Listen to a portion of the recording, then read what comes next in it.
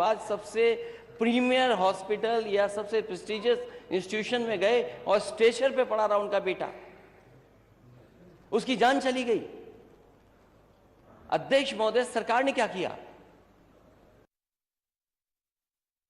जहां तक नेता प्रतिपक्ष के द्वारा यह कहा जाना कि साहब प्राइवेट हॉस्पिटल में, याद रखना ये डबल इंजन की सरकार है, ये केवल बोलती नहीं करके दिखाती भी है।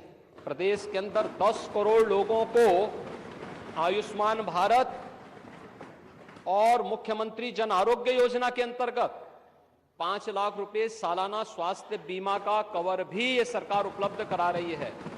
वह किसी भी पैनल्ड हॉस्पिटल में, वह सरकारी हो, सरकारी में सारी सुविधाएं फ्री में हैं, लेकिन किसी भी प्राइवेट हॉस्पिटल में जाता है तो वहां वे सुविधाएं मिल रही हैं। और ये पूरा सदन गवाह है कि हर माननीय सदस्य को इस सदन के द्वारा अपनी निधि से ही 25 लाख रुपए सालाना देने का अधिकार दिया गया है। और यही नहीं, मुख्यमंत्री राहत कोष से हम चेहरा देख करके पैसा नहीं देते हैं। कोई भी व्यक्ति जो भी आवेदन करता है, कोई भी पीड़ित हो, उसकी जाति, उसका मत, उसका मजहब नहीं देखा जाता है, बल्कि वो पीड़ित राज्य का नागरिक है। उसको प्रदेश में, देश में या दुनिया में जहां कहीं अच्छी स्वास्थ्य की सुविधा मिलती है, और सुविधा के लिए मुख्यमंत्री राहत कोष से भी हम पैसा देने में कोई कोताही, तमाम मान्य सदस्य विपक्ष में बैठे हुए हैं, वो हर व्यक्ति इस बात को कह सकता है। उनके प्रस्ताव आते हैं बिना किसी भेदभाव के, हमने उसके लिए भी धनराशि उपलब्ध कराई है। आयुष्मान भारत और मुख्यमंत्री जन आरोग्य योजना भी है। हम आभारी हैं आदरणीय प्रधानमंत्री जी के, जिन्होंने आयुष्मान भारत जैसी योजना दी, जिसमें हर गरीब से गरीब व्यक्ति भी आज अपना उपचार किसी भी अच्छे कॉर्पोरेट हॉस्पिटल में भी करा सकता है, और देश में भी करा सकता है, दुनिया में भी कहीं करा सकता है। हर वर्ष की सुविधा उसको मिली है। मुख्यमंत्री जन आरोग्य योजना की सुविधा भी उसे दी गई है। इसके अलावा माननीय विधायकों को भी 25 लाख रुपए तक खर्च करने का अधिकार दिया गया है, और इसके साथ ही मुख्यमंत्री राहत कोष भी उसके लिए उपलब्ध है। इसलिए समस्या केवल इस बात की नहीं कि हम समस्या के समाधान की ओर जाएं, समस्या केवल हर मुद्दे का राजनीतिकरण करके समाज में अव्यवस्था पैदा करना, लोगों में असंतोष पैदा करने का जो कुत्सित प्रयास किया जाता है, वो तो कोरोना कालखंड में भी लोगों ने देख लिया था, जब आप लोग बहका रहे थे लोगों को कि वैक्सीन मत लगाना, ये मोदी वैक्सीन है, और लोगों को गुमराह कर रहे थे। परिणाम क्या है? मोदी जी के शासनकाल में, उनके मार्गदर्शन में हमारे वैज्ञानिकों के द्वारा बनाई गई दोनों वैक्सीन दुनिया की सबसे प्रभावी वैक्सीन है। दुनिया के अंदर तमाम देशों में कोरोना महामारी के मामले बढ़ते हुए दिखाई दे रहे हैं। भारत में कोरोना कंट्रोल है, और उत्तर प्रदेश में भी पूरी तरह नियंत्रण में है, कहीं कोई समस्या नहीं है।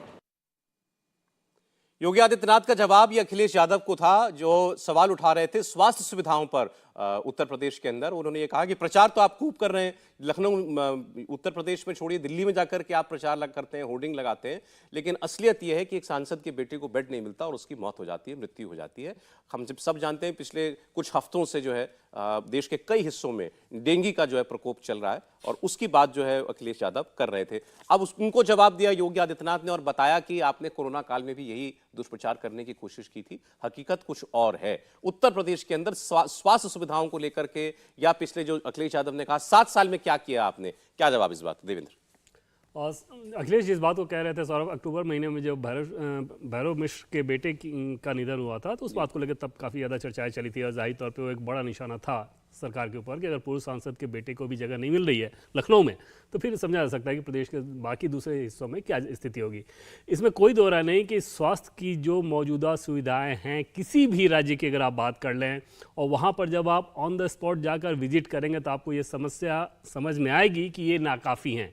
इसमें काफ़ी कुछ किए जाने की ज़रूरत है स्वास्थ्य के क्षेत्र में हर एक जगह पर। लेकिन इसमें भी कोई दो राय नहीं कि जैसे प्रधानमंत्री की जो योजना है, या जिसके बारे में मुख्यमंत्री योगी आदित्यनाथ बता रहे थे, उसने एक बड़ा राहत दिया है, खास तौर पर गरीबों के लिहाज से, जो कि 5 लाख रुपए तक का इलाज करा सकते हैं। और वहाँ पर उत्तर प्रदेश की योगी आदित्यनाथ की सरकार हो या केंद्र की सरकार हो बीजेपी की, वो ये बताने की स्थिति में रहते हैं कि हमने स्वास्थ्य के क्षेत्र में एक बड़ा काम किया है। लेकिन ओवरऑल अगर पिक्चर देखें सौरभ, चाहे उत्तर प्रदेश की बात कर लें या दूसरे किसी भी राज्य की बात कर लें भारत में, केरल में आपको थोड़ी ज़्यादा बेहतर स्थिति दिखेगी, अन्यथा आपको हर जगह ये समझ में आएगा कि जो सुविधाएं हैं, जो समस्याएं हैं, वो समस्याओं के अनुपात में सुविधाएं कम हैं।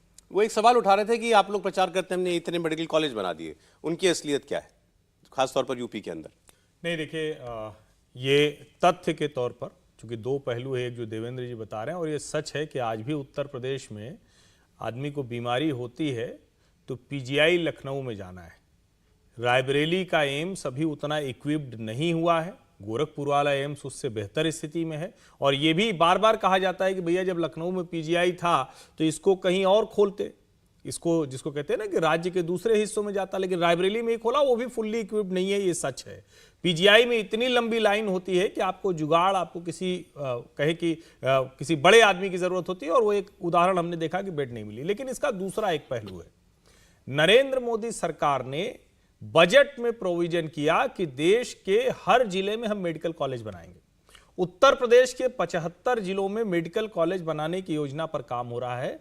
2000 कहते हैं कि जब अखिलेश यादव की सरकार गई तो उत्तर प्रदेश में कुल 12 मेडिकल कॉलेज थे।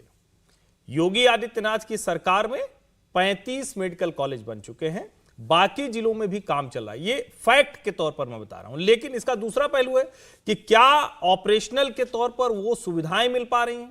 क्या अभी लखनऊ से इतर, जिसको हम बार बार कहते हैं कि और जगहों पर बड़े हॉस्पिटल होने चाहिए, और मैं तो ये कहूंगा कि सरकारों को सरकारी अस्पताल भी बनाना चाहिए, और कम से कम हर बड़े सेंटर पर प्राइवेट अस्पताल ढंग के हों, उनको लखनऊ और दिल्ली न भागना पड़े, इसका इंतजाम करना चाहिए। लेकिन अगर मेडिकल कॉलेज कहेंगे तो योगी आदित्यनाथ की वो होर्डिंग बिल्कुल सच है कि अखिलेश यादव के राज्य से 2 गुने से ज्यादा मेडिकल कॉलेज बन चुके हैं, और सभी जिलों में मेडिकल कॉलेज बनाने की योजना पर काम चल रहा है। बहुत से लोग ये बात सोचते हैं कि भाई क्यों नहीं हम लोग जल्द से जल्द मेडिकल कॉलेज खोल पाते या बड़े अस्पताल बना पाते हैं। आप, क्योंकि अब संसाधन की बात है तो आज कम से कोई मेडिकल इक्विपमेंट देना है, अगर बिल्डिंग खड़ा करना है, ये सब काम तो आप कर लेंगे। लेकिन ये लोग शायद नहीं समझ पाते कि वो उससे मेडिकल कॉलेज नहीं तैयार होता, अस्पताल। आपको डॉक्टर चाहिए, शिक्षक चाहिए, वो ऐसा डॉक्टर जो शिक्षक भी है वो चाहिए, और वो एक ऐसा संसाधन है जो बहुत लिमिटेड है, और वो आप केवल ये नहीं कि आप सब पैसा लगा दीजिए, ऐसे आप कोई शिक्षक डॉक्टर नहीं पैदा कर सकते। इसमें अपनी रफ्तार से ही आएगा। तथ्य के तौर पर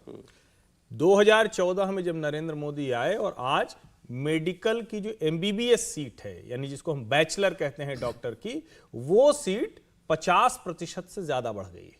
MD यानी जिसको हम कहते हैं मास्टर हो गया, डॉक्टर ऑफ मेडिसिन जिसको कहते हैं, वो 80% से ज्यादा बढ़ गई।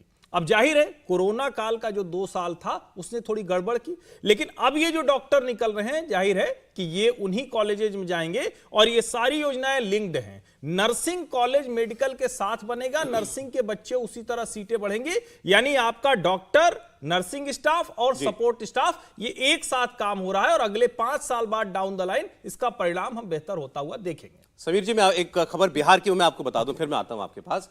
बिहार सरकार के ऊपर आरोप लग रहा है